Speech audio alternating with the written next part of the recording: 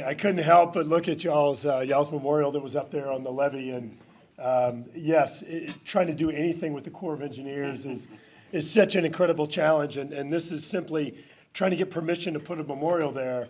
And you can imagine what it's like trying to actually build a project with them. I mean, one of the most frustrating experiences you could ever imagine. But hey, look, thanks for the opportunity to come back and join you today. Today, my wife is here, and I want to make sure, right and early, I acknowledge that my wife, Chris, is here. And thank you for being here. And she's fantastic, and last time I was here, I talked about how she was the one who talked me into running for Congress, and I was kind of honored by that and said, this is amazing. She thinks I'm really smart, bright, and all that. Then I realized once I actually get the job that I'm in Washington 4 days a week, and so like, who's the smart one now? She just got me out of the house. So, in any case, thank you for sticking with me. And then also. Another quick story, her father and mother lived up on this island in Washington State where our kids would go every summer. In the morning, let me say it again, in the summer, it would be in the low 50s, and in the afternoons, it would maybe hit 72.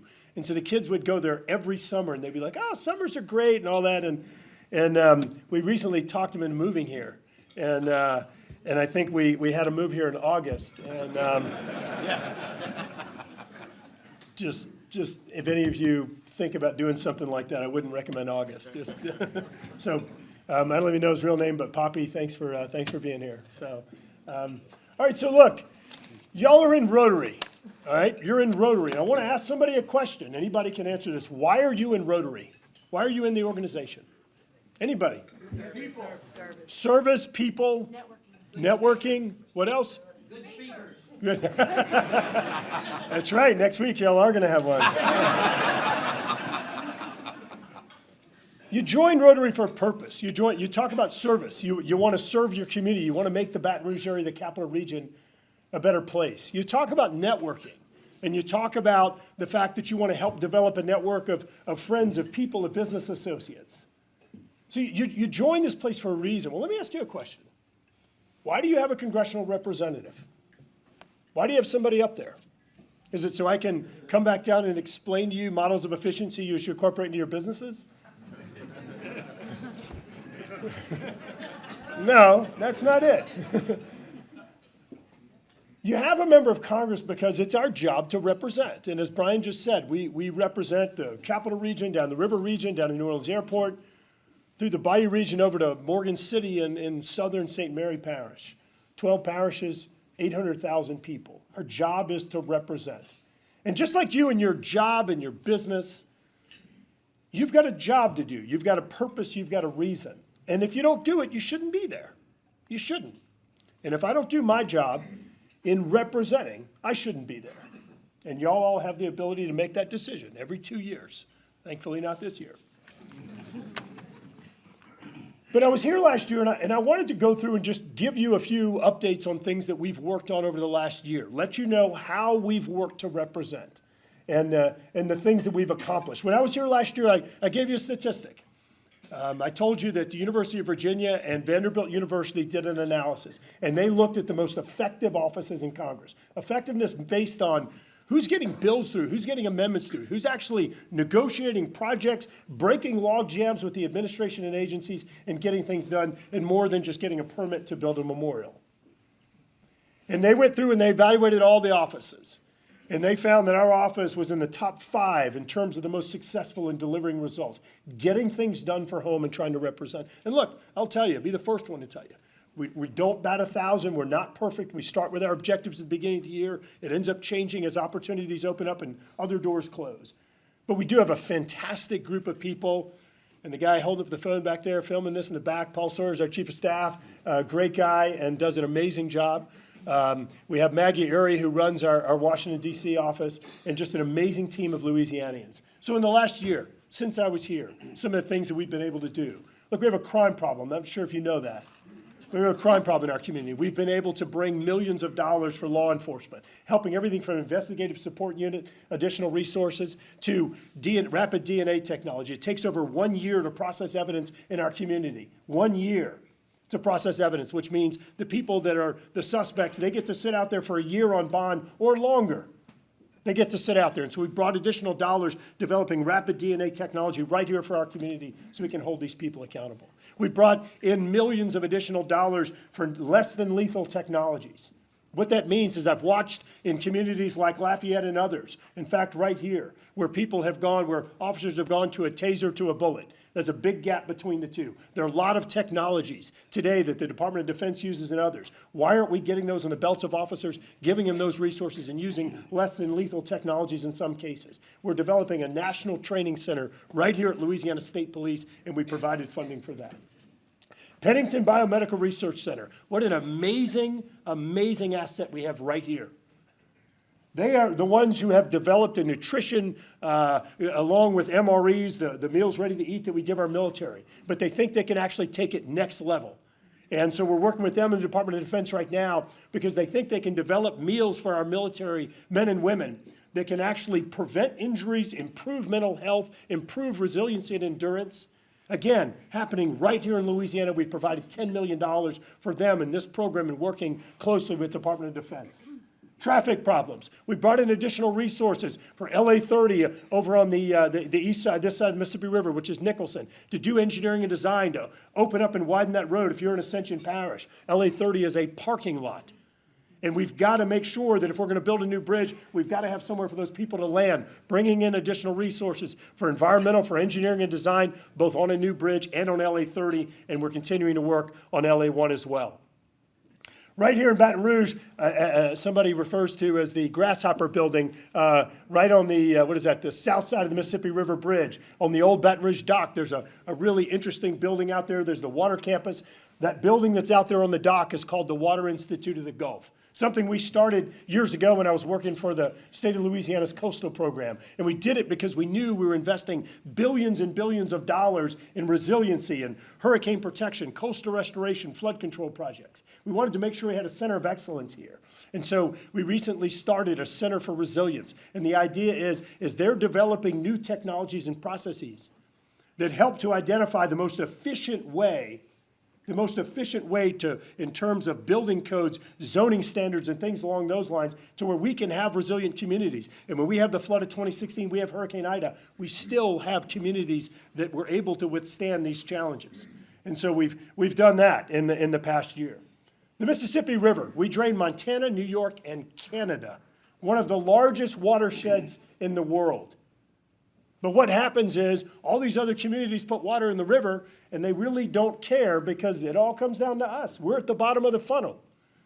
And so this year it's projected we may have record high water. We've had record water in probably 6 of the last 10 years. We've had high water and had to put emergency measures in place.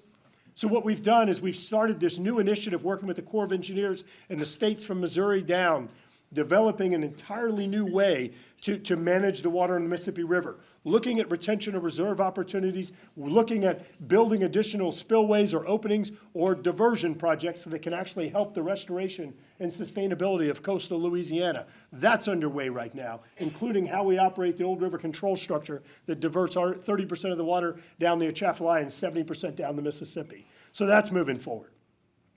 We've brought about $1 billion in new resiliency funds. We've raised to $90 million the amount of money that can be funded through the Corps of Engineers for water and wastewater projects, i.e. stormwater fee right here in East Baton Rouge Parish. We've gotten tens of millions of dollars for the Department of Agriculture to buy shrimp from our wild shrimpers here in Louisiana to offer those products around the United States in different food and nutrition programs. We've provided millions of dollars and work closely with the ports in Baton Rouge and New Orleans doing container on barge. What that means is that you're taking these containers, instead of putting it on an 18-wheeler or an I-10, you put it on a barge and ship it up the Mississippi River, helping to defray traffic, to reduce traffic problems in our community, as well as a more efficient way to ship up through Baton Rouge or even all the way up to St. Louis. And so we've been able to provide those funds. We've been able to provide broadband access for communities that didn't have it. And one last example of something that we've done in the last year is we were able finally, and I'll tell you this one took too long, to change the law, what is going to result in an entirely new VA clinic right here in Baton Rouge. Instead of having these separated services, we're going to have a new combined VA clinic right here in Baton Rouge with expanded services, everything from vision, dental, and mental health into traditional medical services right here. So let me say it again. Our team, myself, we haven't batted 1,000. But we've worked to represent this area, to represent this community. This is home. You live here deliberately. This is one of the greatest places in the world in regard to the culture and the community. But we've got to make sure that we're all working together to address some of the challenges and opportunities that we have. I want to transition to Congress this year, and I'm going to come back to what I just said about how we're all going to work together. So Congress this year starts out with a new majority. And so the House of Representatives is supposed to be electing a Speaker of the House. It took 15 different votes. And I'm sitting here watching this on TV, and all that came to mind is we look like a bunch of idiots. We can't even figure out how to take the reins of a majority, elect a Speaker, and start actually governing.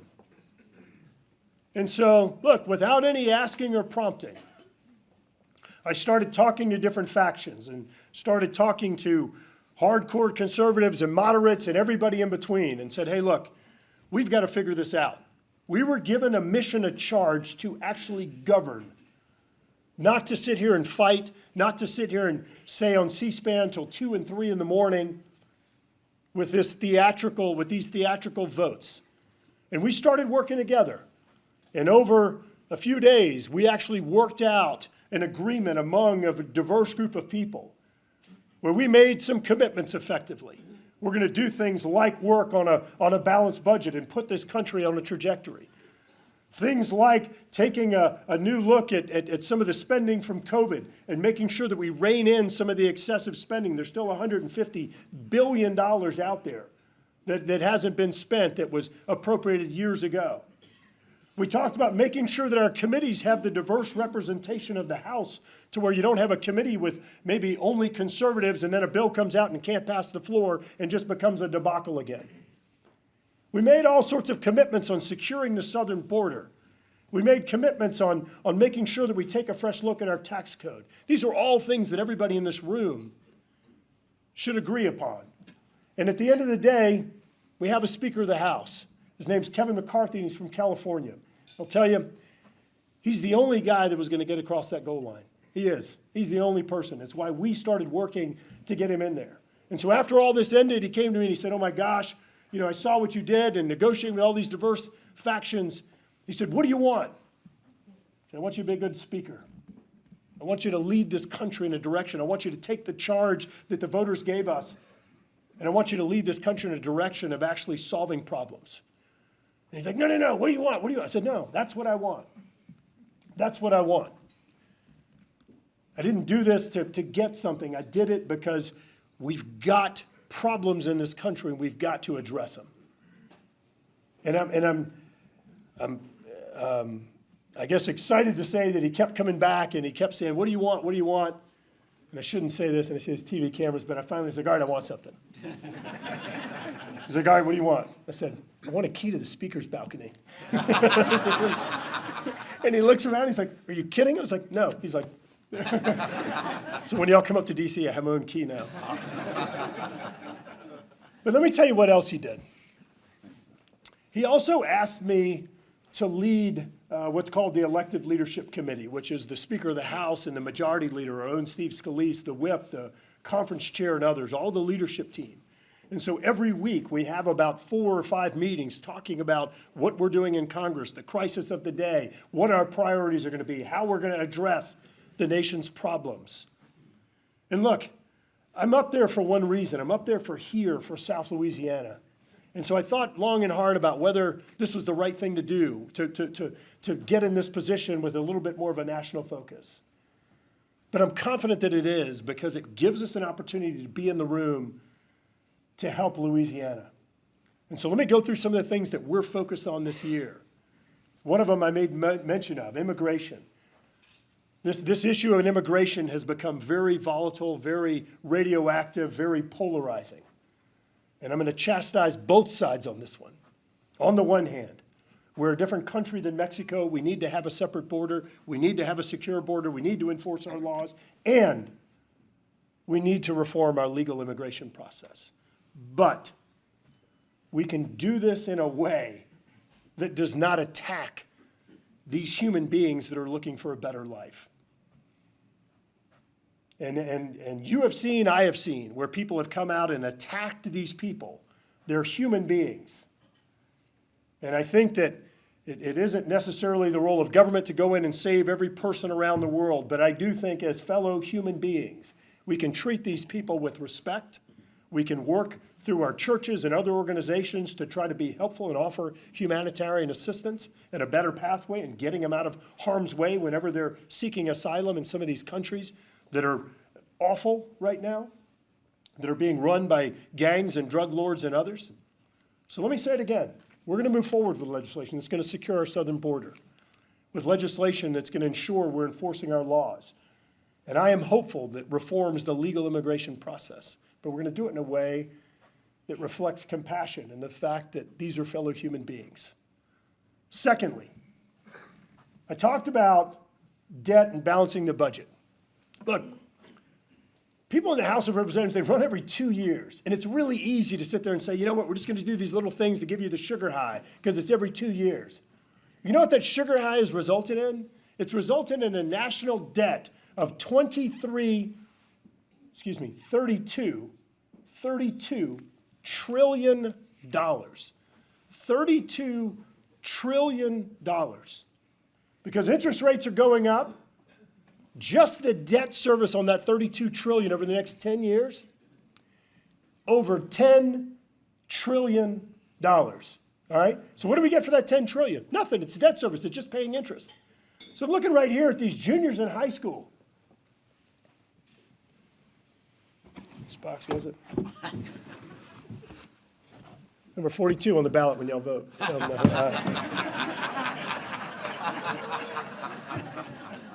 I'm kidding. Look at juniors in high school. I want y'all to think for just a minute. All these things that we're doing in Congress, we're spending all this money on. You're inheriting a debt of $32 trillion. For what? Interest payments of $10 trillion. We're trying to build a bridge across the Mississippi River that's probably going to cost, pick a number, 1.2, 1.4 billion. We can't even find the money to do that, but we're going to spend over $10 trillion just on debt service or interest payments over the next decade. This is outrageous. And we're leaving you with a debt that you didn't create and you can't afford it. And it's unjust. And so everybody who's out there saying, oh, well, look, you can't cut this and you can't cut this and you can't cut that. Look, there are trade-offs in all this stuff. And if we don't come in and truly balance the budget, what we're doing to these people is unjust. What we're doing to you, the problem, the crisis we're leaving you with, it's unjust. And this shouldn't be a conservative, a liberal, a Republican, Democrat. This is an American issue.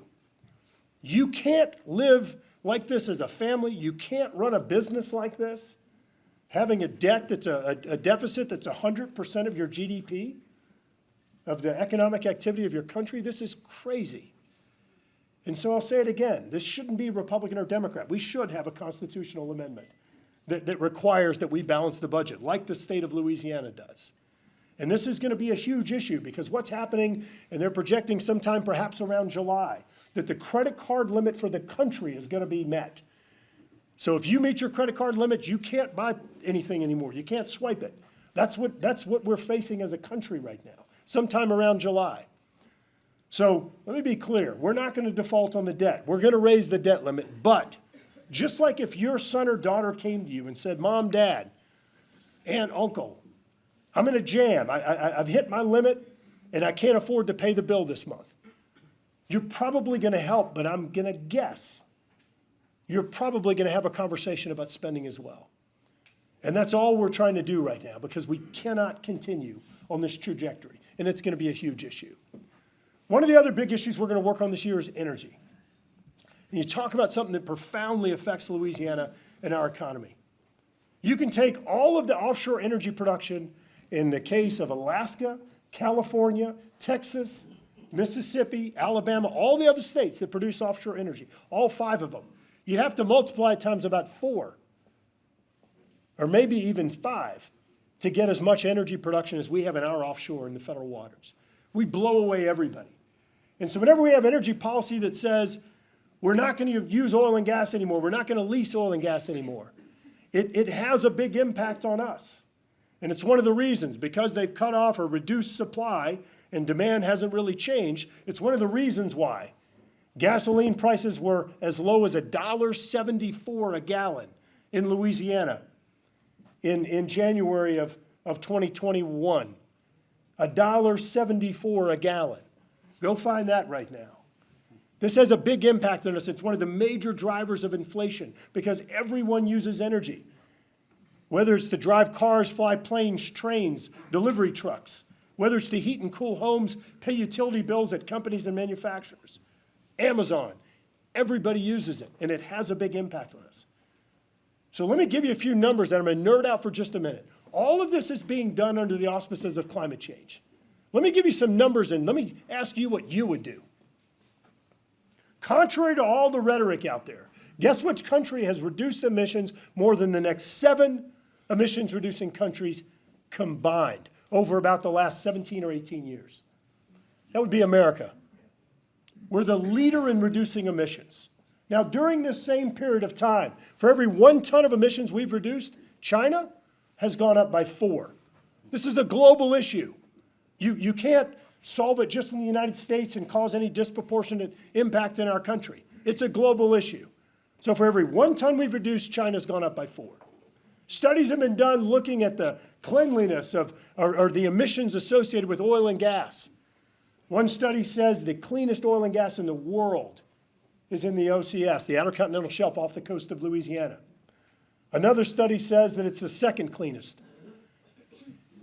Biden administration's Department of Energy says that we're going to have up to an 80% increase in natural gas demand over the next 27 years. Up to an 80% increase in developing countries, up to 59% in developed countries. Let me ask you a question. If we know we're going to have increased demand for oil and gas, if we know where the cleanest sources are, if we know it's going to help out our economy and put people back to work, why in the world would you not produce energy off the coast of Louisiana? And so we have legislation that we just started moving last week that's going to require that we start again with these known as lease sales, offering up this acreage for energy production. You would have to go back to the Carter administration, Jimmy Carter administration, to find anything that's even remotely close to the acreage that they've leased out. They've leased out 1/100th of the acres that were leased out during the Carter administration. And I will tell you, I have never heard anyone say, bring back that Jimmy Carter energy policy. Ever.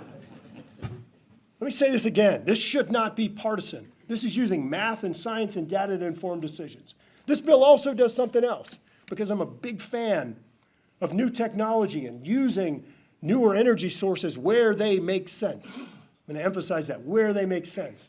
But when you start looking at all the lithium and copper and cobalt and nickel and other critical minerals that are needed for renewable energy technologies, whether it's battery storage or it's the transmission lines to transmit the new electrical energy sources, you could take all of the minerals in the world that are produced and you don't have enough to address just what we're going to need here based on the targets that have been set. So we've got to have a mining, a refining, and a processing strategy in the United States. And our bill does that. It looks at the demands that are there for all of these different critical minerals and makes sure that we can meet the demands that are there. Because look, this is one of those things that's inescapable. Everybody's paying higher fuel, higher electricity costs. And we can be part of the solution right here in Louisiana, where we can continue a trajectory of lower emissions. We get more money through the revenue sharings program to restore our coast for flood control and hurricane protection projects, and providing more economic or employment opportunities for our citizens.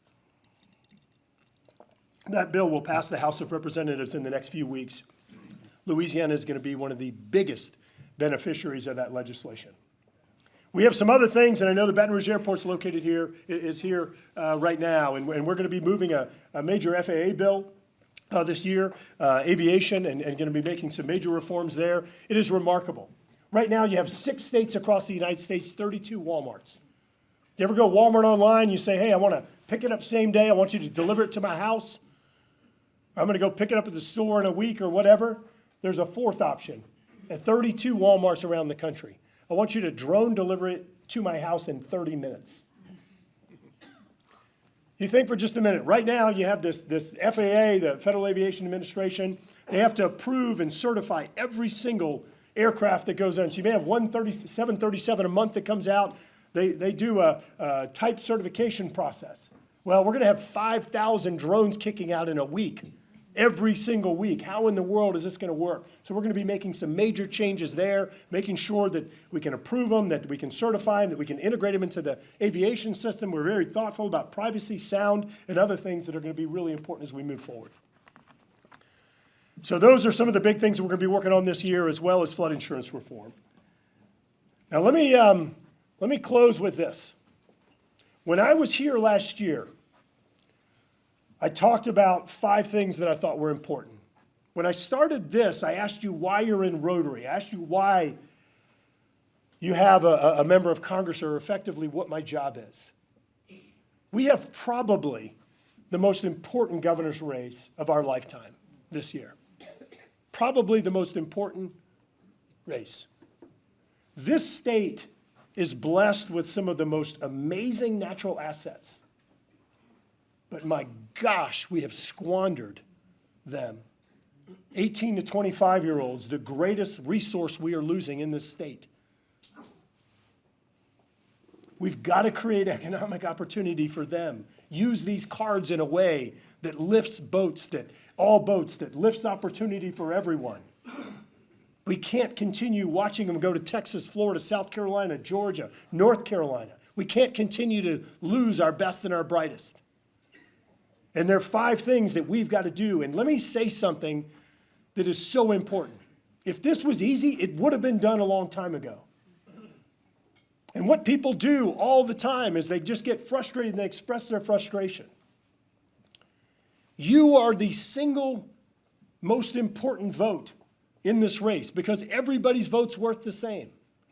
Participate, study the candidates, and I think if we don't address the 5 things I talked about last year, our infrastructure problems, whether it's traffic, whether it's flood protection, restoring our coast, or livability of communities, we're in big trouble. We're not going to be able to lure economic investment here in a place that floods, a place that's not a good community to relocate folks. Our crime, and I know you have the chief coming. You can't have the murder capital of the world. You can't. Not good for business. It's not. And this is home. It needs to be a safe place. We deserve better. And we've got to hold people accountable. And importantly, we've got to have crime diversion programs go into these high crime communities, work with the youth, and make sure we help them understand the different paths or careers or futures that they have available. A key part of this strategy. And we've provided $400,000 to the Truce program right here to fund those types of crime diversion and education programs. Number 3, education. These folks deserve the best education possible. They do. All of our kids do. And we have got to make sure we're investing in our schools, we're using the best technology, that we have some of the highest paid teachers, because we can't look at this like a second-rate job. It is absolutely critical to our future. Investing in our schools, in our teachers, in our future. The next one is our state tax code. We can't continue to watch as Texas and Florida win all the economic development projects. We can't continue to watch as even Mississippi reform their tax code to reflect more modern tax codes around the United States. And our state legislature has got to prioritize this. And lastly, we've just watched as 9 property and casualty insurers have left our state, and we continue to have some of the highest auto insurance rates in America. How in the world are we going to lure people here when you can't even afford to insure your business, insure your home, insure your cars? Those 5 things. We've got to make sure that our next governor has a vision for the state. We've got to make sure that our next governor is someone who actually has a resume that they've proven that they can actually deliver results, and it's not just some speech. And look, it's really easy for me to stand here and say this, but let me tell you why this is so important to me. One, have 3 kids. 2, what we do at the local government level, the state government level, and the federal government level, we have got to be working together. We may not like each other, we may disagree, we have got to be working together. And I view the governor as the quarterback of that team. So whoever he or she is, this isn't some popularity contest. This isn't something where you just elect them because you recognize the name. I want to encourage all of you. Take this vote and study. Look at the candidates that are out there. Make sure these people have a vision, make sure that they're smart, and make sure that they have a record of doing more than just talking. Future of our state is at stake. So, hey, look, thank you all very, very much for the opportunity to join you again. And if there's time, look forward to questions.